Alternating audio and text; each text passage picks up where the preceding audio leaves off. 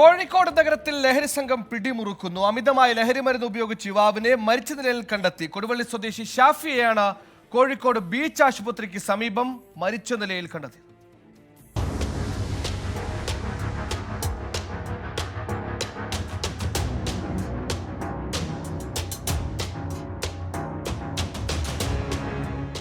കഴിഞ്ഞ രണ്ടാഴ്ചയ്ക്കിടെ അമിതമായി മയക്കുമരുന്ന് ഉപയോഗിച്ച രണ്ടാമത്തെ യുവാവാണ് മരണത്തിന് കീഴടങ്ങുന്നത്. ഇന്ന് രാവിലെ 9 മണിയോടെയാണ് കോഴിക്കോട് ബീച്ച് ആശുപത്രി കോമ്പൗണ്ടിനുള്ളിൽ മൃതദേഹം കണ്ടെത്തുന്നത്. തുടർന്ന് പോലീസ് എത്തി മൃതദേഹം മോർച്ചറിയിലേക്ക് മാറ്റി. സമീപത്തു നിന്നും സിറിഞ്ച് ഉൾപ്പെടെ കണ്ടെത്തിയിട്ടുണ്ട്. കൊടുവള്ളി സ്വദേശി ഷാഫിയാണ് മരിച്ചത്.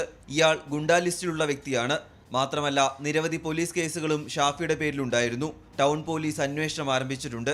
കഴിഞ്ഞ ആഴ്ച കോഴിക്കോട് സൗത്ത് ബീച്ചിന് സമീപം അടച്ചിട്ട കടയ്ക്കുള്ളിലും യുവാവിനെ മരിച്ച നിലയിൽ കണ്ടെത്തിയിരുന്നു. പയ്യോളി സ്വദേശി അർഷാദാണ് അന്ന് മരിച്ചത്. ലഹരി സംഘങ്ങൾക്ക് മൂക്കുകയറിടാൻ പോലീസ് കാര്യക്ഷമമായി ഇടപെടണമെന്ന ആവശ്യവും ശക്തമാവുകയാണ്. 24 കോഴിക്കോട്.